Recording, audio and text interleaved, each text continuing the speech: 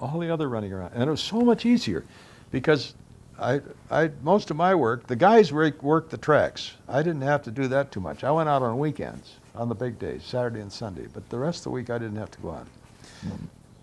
Excuse me. Monday was off, so I usually played golf. The races tracks were closed. And so Tuesday, Wednesday, and Thursday, I did some printing inside, or maybe the Rams would have an off-season shot to make or something like that. I've had a few things to do, but it was easy. I could sit and read the paper in the morning, you know. And I was at home. You know, I went from the bedroom to the kitchen to the dark room, just like that, you know, nothing to it. And it was a easy life. And not only that, but I had about 3 to 4 months vacation every year. I had nothing doing, no racetracks, no Rams. So what more can a guy want? And the money was coming in. But that's what I say. I mean, I tailored my work so I got the most time off. That's what I should have done. I should have said, look, I got 3 months. I don't need 3 months. Why don't I do something with this, you know? And there's several other things I could have done. I could have blown my own horn a little louder so that I became a little more noted. I was fairly well noted as it was, but I wasn't noted to the point that people say, gee whiz, I want Stein to do this job for me, you know. Of course, a lot of people did, but I mean, I could have had a lot more people doing that. And, but... you weren't good at that? But the thing is, I have to ask myself the same question. I said, all right, what if you did make a couple $1,000,000 bucks? But in so doing, you didn't have the chance to play the golf, to take the kids on vacation and do the various things you wanted to do. How can you weigh this off? Right. So when I look at it that way, why, I did the things I wanted to do. And fortunately, I scurried out of there with enough to keep me going for the rest of my life, or I hope it is. And so there you are. What else you need to know? No, it's really interesting. I Is just it? see myself a lot in you. Can you? You've influenced me a lot more than you think, I think. Well, I hope it's a good influence. I don't know, it depends on who you talk to, I guess. Yeah, I suppose. But, I mean, I do this. My filmmaking is a direct out. I mean, and I tell everyone this, that I do it because I always wanted to get into photography. Mm-hmm. Mm-hmm. When I went to college, after my freshman year, I pretty much decided that I wanted to do photography, and then I started going to some movies and realized that I could mix the two, put photography with human emotion, I guess, and stories, Mm-hmm. and that combination is just what excited me the most.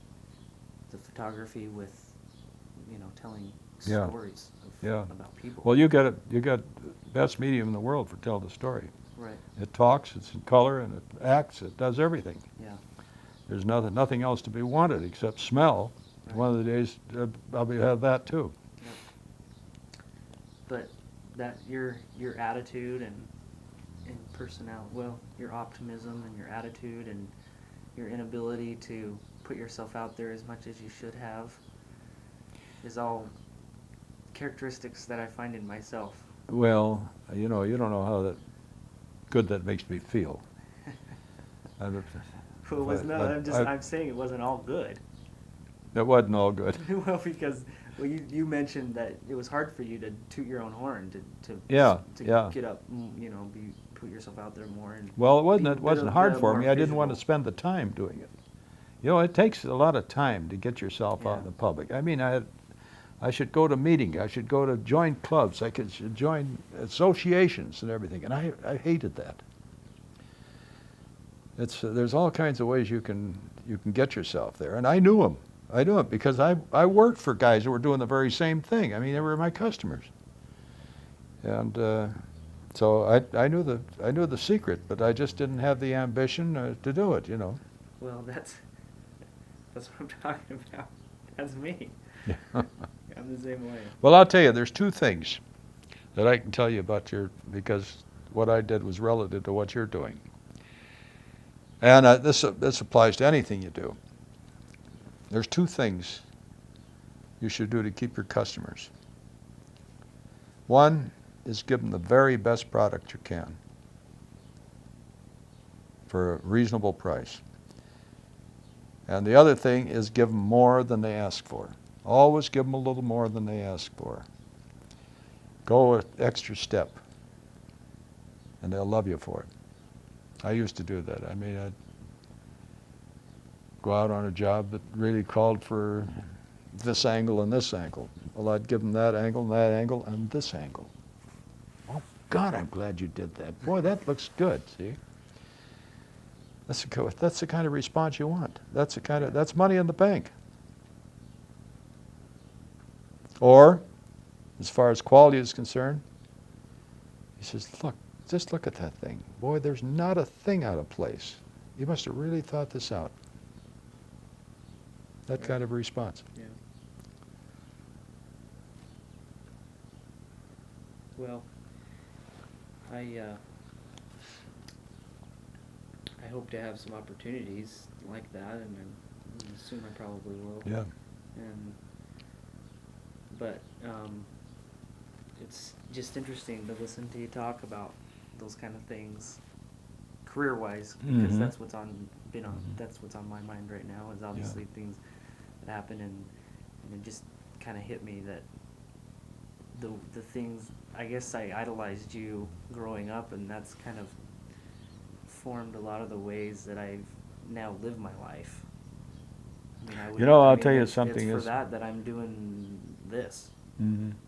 Really. The thing is very gratifying, Ryan, to me, is that I hear this same story from so many of my grandchildren.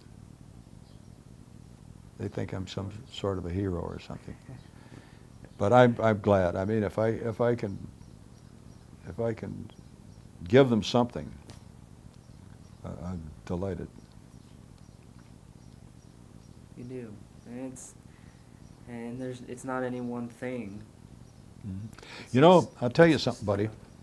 I don't know whether you want this on there or not. This.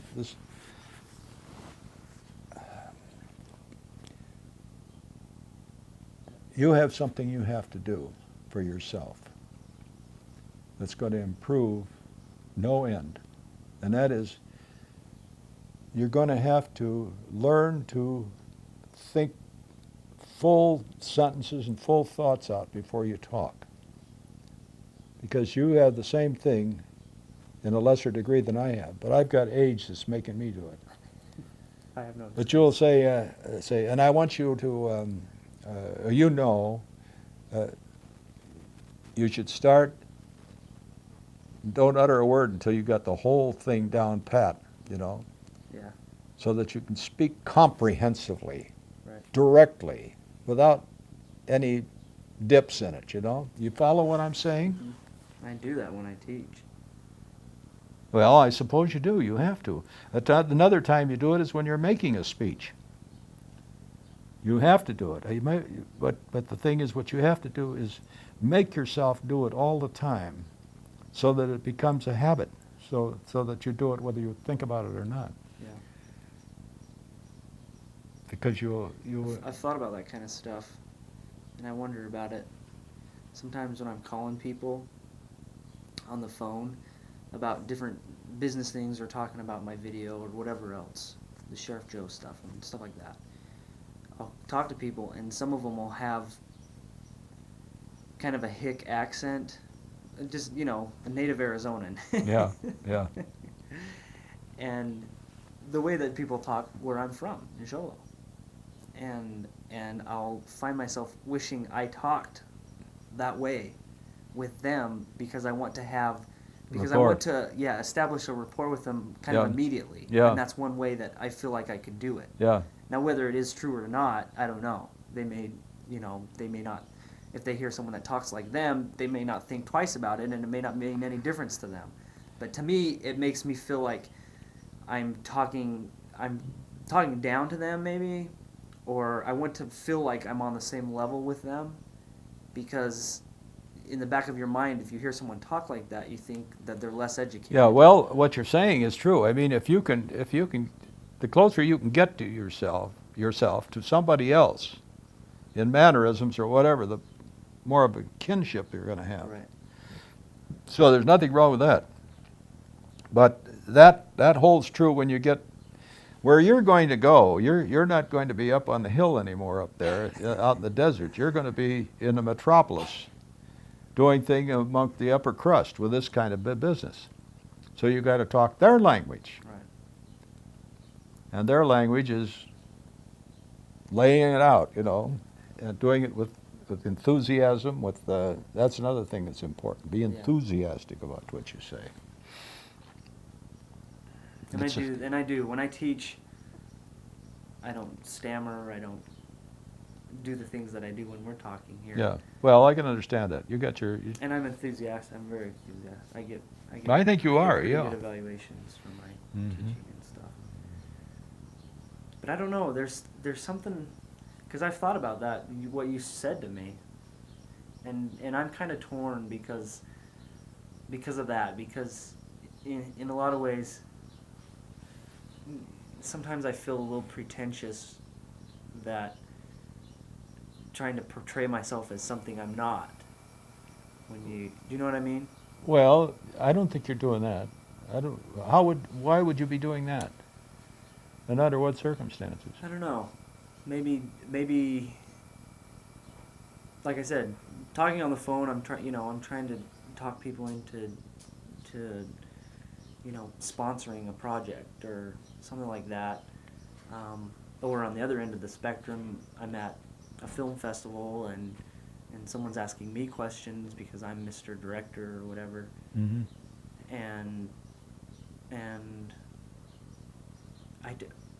if I'm speaking too intelligently or extremely intelligently, kind of just laying it out there perfect, laying it on really thick, that upper crust kind of thing that you're talking about, then sometimes it feels like, that's not what I am, who I am, where I'm from, kind of thing. You know what I'm saying? Well, I am, but I think you got the wrong idea there. That's the only thing. I mean, I'm not trying to tell you that you have to not be yourself.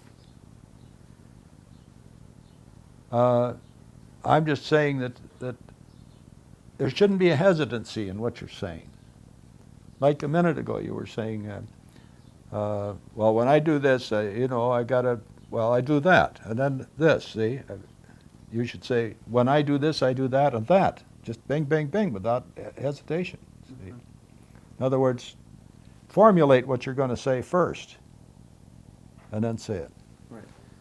Now, I have an awful time with words now, but it's because I forget the words. I used to have a terrific vocabulary, but now I got to really search. I have to ask Marcy half the time, what do I mean? What do I mean?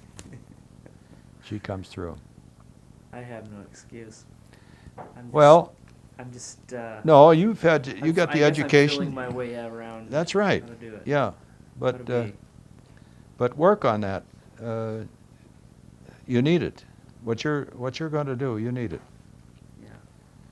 Well, it feels like I can turn it on and off. Well, that's When fine I get if on you the phone can. with somebody, then I turn on the, Mhm. I think what it might be is a power of concentration. Oh, I'm sure. That's it. I mean, once you get yourself keyed up, I've got to do this thing, bing, you're probably all right. Like if you're making a speech or you're in front of the class. You're trying to impress them. You want to impress them. If you don't impress them, you're not getting anywhere with them. Exactly. And so I know what I'm talking about. That's right. And And look them in the eye, you know. Let your eye roam around. Look at this guy. Look at him. Look at him. See?